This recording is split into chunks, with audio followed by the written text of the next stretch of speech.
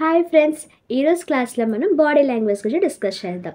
So ఈ body language వచ్చేసరికి ఏంటి అంటే నాన్ వర్బల్ కమ్యూనికేషన్. మరి వర్బల్ కమ్యూనికేషన్ అంటే ఏంటి, నాన్ వర్బల్ కమ్యూనికేషన్ అంటే ఏంటి?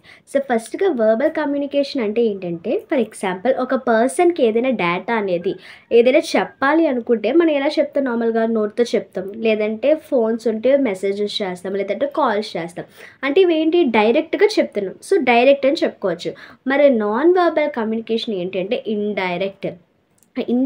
సో ఈ నాన్ వర్బల్ కమ్యూనికేషన్ అనేది ఎలా అంటే, సో మనం వాళ్ళకి ఏదైనా చెప్పాలి, మన నుండి వాళ్ళకి ఏదైనా తెలియాలి అనుకుంటే మనం నోట్తోనే చెప్పవసరం లేదు, మెసేజెస్ చేయాల్సిన లేదు, నెక్స్ట్ కాల్స్ చేయాల్సిన అవసరం లేదు. మరి ఎలా తెలుస్తుంది అంటే, మన యొక్క ఫిజికల్ మన యొక్క బాడీ మూవింగ్స్ బట్టి కూడా, అంటే ఫర్ ఎగ్జాంపుల్ ఫేషియల్ ఎక్స్ప్రెషన్స్ ద్వారా కావచ్చు. సో ఏదైనా మన బాడీ మనకు బయటికి కనబడే ఈ యొక్క మూవింగ్స్ బట్టి వాళ్ళకి మనం ఏది చెప్తున్నో వాళ్ళకి అర్థమైతే దాన్ని ఏమంటారంటే నాన్ వర్బల్ కమ్యూనికేషన్ అని అంటారు.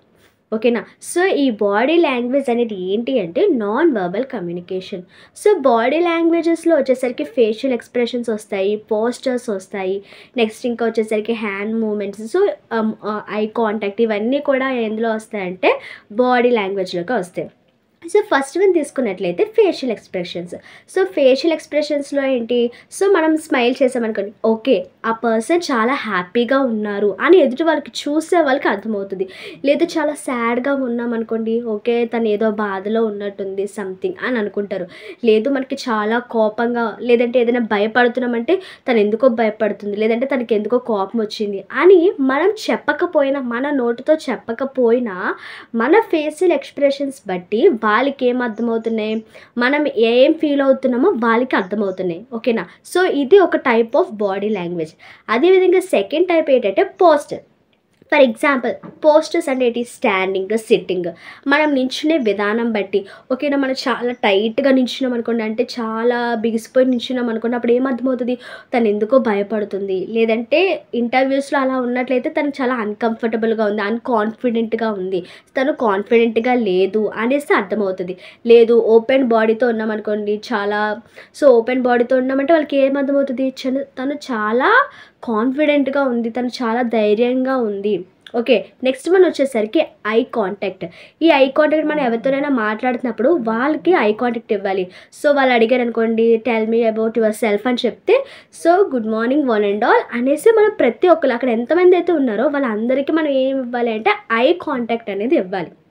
ఓకేనా. ఐ కాంటాక్ట్ వాళ్ళకి ఇవ్వకుండా మనం అటేటో చూసుకుంటాం, లేదా కిందకి చూసుకుంటాం, బెంచ్ వైపు చూస్తాము అంటే అది అవ్వదు. సో అది ఏం తెలియజేస్తుంది అంటే అన్కాన్ఫిడెంట్ని తెలియజేస్తుంది. మనం కాన్ఫిడెంట్గా ఉన్నాము అనేసి వాళ్ళకి ఎలా తెలుస్తుంది అంటే మన ఐ కాంటాక్ట్ ద్వారా కూడా తెలుస్తుంది. మనం వాళ్ళ వైపు చూస్తున్నామా లేదా అనేది కూడా వాళ్ళు అబ్జర్వ్ చేస్తారు. ఓకేనా. సో మెయిన్గా జాబ్ అనేది వచ్చేసరికి వాళ్ళు అడిగే క్వశ్చన్స్ మనం ఇచ్చే రిప్లైస్ బట్టే ఉండదు, మన బాడీ లాంగ్వేజ్ ద్వారా కూడా ఉంటుంది. సో ఆల్రెడీ మనం స్వాట్ అనాలిసిస్ చెప్పుకున్నాం. అదేవిధంగా ఇంకేం చెప్పుకున్నాం మనం, సో లాస్ట్ క్లాస్లో మన ఫిజికల్ అపియరెన్స్, హైజీన్, మేనరిజం అవి కూడా చెప్పుకున్నాం. సో ఇవన్నీ కూడా మనకి జాబ్ ఇంటర్వ్యూలో కంపల్సరీ యూజ్ అవుతాయి. అదేవిధంగా ఈరోజు బాడీ లాంగ్వేజ్ కూడా మనకి కంపల్సరీ యూజ్ అవుతుంది. సో మన ఐ కాంటాక్ట్ అనేది కరెక్ట్గా ఉండాలి. నెక్స్ట్ మనం నించునే పోస్టర్ అనేది కరెక్ట్గా ఉండాలి. మన ఫేషియల్ ఎక్స్ప్రెషన్స్ అనేవి మనం ఎలా ఇస్తున్నాం, ఒకవేళ స్మైల్ చేస్తున్నాం అనుకోండి, స్మైల్ కూడా ఎప్పుడు కూడా పళ్ళు అనేవి బయట పెట్టకూడదు, టీత్ అనేవి బయట పెట్టకుండా మనం స్మైల్ చేయాలి. ఒకవేళ టీత్ అనేది బయటకు పెట్టి నవ్వుతుంటే మనకి ఏం తెలియజేస్తుంది అంటే అవతల వాళ్ళకి వాళ్ళు అన్కాన్ఫిడెంట్గా ఉన్నారు, కావాలని వాళ్ళు వాళ్ళు కాన్ఫిడెంట్గా ఉన్నాము అని మనకు తెలియచేయడానికి కావాలని నవ్వుతున్నారు అనుకుంటారు. కాబట్టి మనం ఎప్పుడు కూడా నవ్వేటప్పుడు టీత్ అనేది బయటకు పెట్టకుండా నవ్వాలి. ఓకేనా. ఇవన్నీ కూడా కంపల్సరీ మాట.